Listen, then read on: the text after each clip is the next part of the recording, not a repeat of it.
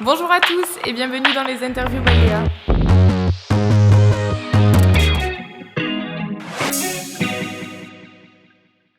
Bonjour à tous, on se retrouve aujourd'hui dans les interviews Baléa en compagnie de Christophe Morel, qui est président du groupe de distribution automobile Morel. Christophe, bonjour. Bonjour Léa. Comment a débuté l'histoire du groupe Morel? Alors nous sommes une entreprise familiale, alors, je représente la troisième génération. D'accord. L'histoire de notre entreprise a commencé en 1936. Donc, je vais dire ma grand-mère et mon grand-père, mais c'est plutôt notre, puisque une entreprise familiale, on est plusieurs de la troisième génération à travailler dans l'entreprise. Donc, Juliette et Gaston, c'était leur prénom. Donc, commencé le métier de garagiste donc en 1936 à Castres. Ils ont exploité leur garage jusqu'en 1979, donc en étant successivement mécanicien réparateur auto, puis agent Simca, Chrysler Simca au début des années 60. Donc Chrysler a racheté c'est des constructeurs automobiles, donc a racheté le constructeur Simca. Puis Chrysler Simca est devenu Talbot, et Talbot a été racheté par la firme Peugeot à la fin des années 70. Et donc, par effet de rebond, on va dire, nos grands-parents sont devenus concessionnaires Peugeot par ces rachats de constructeurs entre eux, finalement, au cœur des années 70. La deuxième génération, Michel, mon père, et Jean, mon oncle, donc, ont, eux, exploité cette concession Peugeot à Castres de 1979 jusqu'à la fin des années 90. Et dans ce chemin professionnel qu'ils ont réalisé, ils ont repris des concessions Peugeot parce qu'ils avaient l'idée que ce métier allait se concentrer, qu'il fallait grossir et il fallait faire partie de ceux qui veulent concentrer plutôt que disparaître. Voilà. Donc leur projet professionnel, donc à Jean et Michel, la deuxième génération, a été finalement de changer de taille, de passer de TPE Oui. à PME pendant la vingtaine d'années qu'ils ont œuvré. La troisième génération que j'ai l'honneur de présider œuvre dans cette affaire que je préside avec aux manettes mon cousin Philippe Morel et mon frère Frédéric Morel. Nous sommes tous les trois engagés depuis maintenant des années. Et donc, nous avons comme projet, si vous voulez, l'idée c'est on s'investit dans la filière aval de l'automobile. La filière aval de l'automobile, c'est le métier, c'est les services de l'automobile. Nous sommes un groupe de distribution régional, ancré en Occitanie, et on peut dire en Auvergne également, puisque nous avons des entreprises à Aurillac, pour être précis. Voilà, donc aujourd'hui, c'est un dispositif de 36 points de vente en Occitanie. Et notre credo, c'est effectivement être les plus performants possibles avec les clients, être les préférés des clients. C'est ça l'idée. Voilà ce que je peux vous dire sur l'histoire de notre entreprise. Et est-ce que vous avez que la marque Peugeot ou est-ce que vous faites d'autres marques maintenant avec ce développement? Donc historiquement, c'est un ancrage fort et c'est le gros de notre activité se réalise avec la marque Peugeot, mais aussi Citroën, DS, Opel, la marque DS, DS Automobile donc, Opel, Fiat depuis quelques mois maintenant, puisqu'on distribue la marque Fiat depuis septembre 2023, notamment à Rodez et à Albi. Dans le passé, PSA, constructeur français, s'est marié, on va dire, fusionné avec FCA, qui est Fiat Chrysler Automobile, pour devenir un géant mondial de l'industrie automobile, qui s'appelle Stellantis. Et Stellantis est fort de 14 marques. Donc, nous, ça représente en gros 75% de notre activité. Mais on a aussi un partenariat avec le groupe Volkswagen. Donc, nous distribuons la marque Volkswagen au Skoda dans des villes comme Castres, Montauban, Cahors. La marque Toyota à Albi et Castres, la marque Hyundai, pardon, à Rodez, Albi, Castres. Mais au total, c'est un dispositif de 36 points de vente aujourd'hui, et donc qui est représenté par à peu près 600 personnes aujourd'hui. D'accord. Et cette année, quelles sont les tendances un peu actuelles sur les marchés, sur le marché, pardon, de l'automobile? Alors, le marché de l'automobile, il est, depuis le Covid, on a une trajectoire un peu curieuse, hein.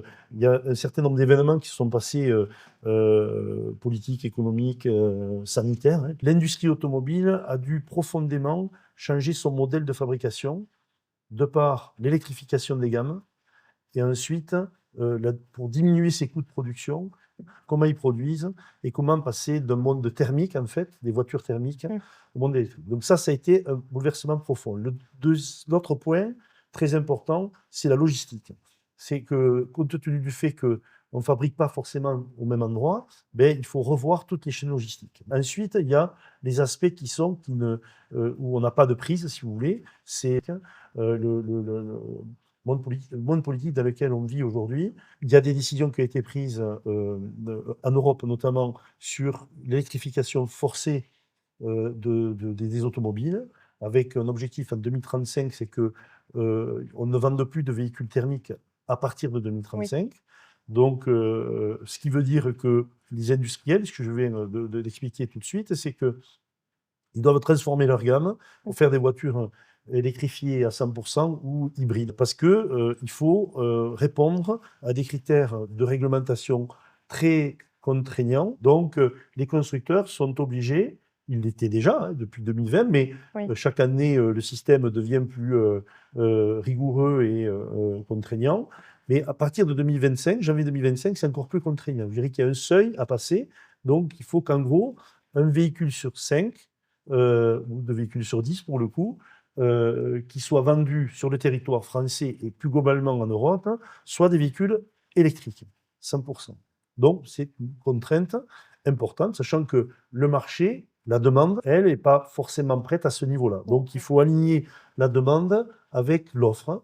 Oui. Et l'offre, elle est guidée par la réglementation. Voilà la contrainte donc, du marché du véhicule neuf. Ça, c'est une des spécificités de notre marché. Le marché français représentait 2 200 000 véhicules vendus par an. D'accord. Véhicules particuliers, hors véhicules utilitaires. Cette année, normalement, il devrait s'immatriculer à des clients aux alentours de 1 700 000 voitures particulières, hors véhicules utilitaires. Dire que, vous voyez, il manque 500 000 voitures. Oui. Et depuis, on va dire, 2021, chaque année, il y a à peu près entre 400 et 500 000 voitures neuves, en moins vendues par an. Donc, conclusion, conséquence, on a un parc roulant, les véhicules qu'on utilise tous les jours, qui vieillissent, puisqu'on ne les change pas. En tout cas, pour des véhicules neufs, pour X raisons, parce que le prix des voitures, parce que on n'est pas électrocompatible. Bon, voilà. Donc on est donc dans un marché qui est freiné, qui est contraint de par la réglementation. On peut en penser ce qu'on veut, c'est comme ça. Il faut s'adapter. Donc nous sommes dans ce marché-là. Donc on y est. Notre action, elle est en Occitanie, mais entre Toulouse, Montpellier, Clermont-Ferrand et Perpignan. Oui, voilà. D'accord. C'est là notre terrain de jeu. Alors, c'est pas anodin parce qu'en fait, nous, notre volonté, c'est de faire notre métier de concessionnaire automobile, c'est-à-dire on vend des voitures neuves, on vend des voitures d'occasion, on répare des voitures pour les clients, quel que soit l'âge de celle-ci, on les répare et on fait aussi la carrosserie et on fait aussi le métier de la location. Mmh. Dans cette zone-là, qui est une zone périurbaine ou rurale, où on a besoin de la voiture pour circuler. Le marché du véhicule d'occasion est assez stable. Vous voyez, cette année, il est 3% supérieur à celui de l'année dernière. D'accord. Et il est à peu près 4 fois supérieur à celui du neuf. Donc c'est un marché qui est moins réglementé, puisque la seule réglementation qu'il y a pour les véhicules d'occasion, c'est le contrôle technique. Donc nous, c'est un marché très important où on s'investit énormément. On a des programmes d'amélioration continue avec des objectifs bien déterminés pour les années à venir. C'est le cas également pour la prévente et les pièces de rechange. Oui. Voilà, donc ça, c'est, je dirais, le marché du véhicule d'occasion. Donc, comme le parc vieillit, on répare plus. Donc, nous, on sait réparer les voitures les plus anciennes aux plus récentes, sachant que dans le métier de concessionnaire, également assurer la garantie des véhicules neufs des clients. De par notre relation avec les constructeurs, on a une formation permanente de nos équipes à la garantie des véhicules neufs, évidemment. Donc, comme vous l'avez dit précédemment, vous avez quand même un fort attachement avec la relation avec vos clients. Qu'est-ce qui rend un peu le parcours client spécial chez vous ? Alors, je ne dirais pas, il n'est peut-être pas spécial, mais en tout cas, on a une préoccupation, c'est de pouvoir répondre dans la journée à des clients qui nous contactent, qui ont essayé de nous contacter. En fait, ça serait cette discipline-là, cette rigueur-là, pour que 100% des clients soient renseignés. Alors, ça demande vraiment beaucoup d'application et de rigueur et d'exigence, en fait. Pour que ça se fasse partout, tout le Oui. temps, au sein de tous les points de vente, et qu'on en fasse, en fait, une culture d'entreprise. L'idée également, c'est que on est avec le client, on mesure, si vous voulez, le niveau de satisfaction qu'ont les clients envers nous. Comment?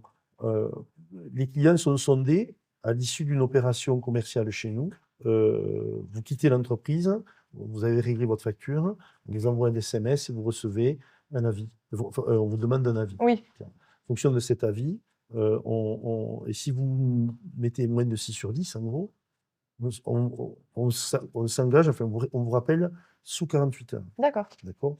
Et pour voir ce qui s'est passé. Mmh. Donc ça, systématiquement, nos clients donc sont recontactés dans l'hypothèse où ça s'est pas passé excellemment, Oui. pour voir ce qui s'est passé en fait et lever toutes les Oui. insatisfactions en tout cas ou la frustration que peut avoir un client. Dans 80 des cas, en réalisant cette action, on lève l'insatisfaction. Et après, il y a l'acte manqué. Donc, c'est 20 des cas où on a une insatisfaction. Et là, on refait, on recommence évidemment. D'accord, oui. Donc, au final, en faisant ce type-là d'action, on arrive à satisfaire chez nous aujourd'hui, sur l'ensemble des points de vente, aux alentours de 94% Oui, de, c'est pas mal. de clients tout à fait satisfaits.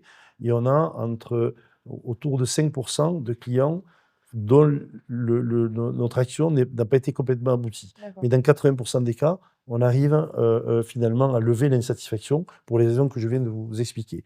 Voilà, on fait le mieux que l'on peut tout le temps et on mesure à quel point on l'a fait bien ou pas assez bien. Et ça, tous les jours, puis on fait un reporting à la semaine et on réajuste le tir en fonction des difficultés qu'on peut avoir. Voilà. Donc on fait et on regarde et on ajuste par rapport à cet objectif que je viens de donner. Je ne sais pas si je suis clair, mais en tout cas, Donc je tout est l'exprime clair. avec engagement. Tout Voilà. est clair. Christophe, je vous remercie pour cette interview. Nous vous souhaitons à tous et à toutes bonne route et à bientôt sur mediados.fr.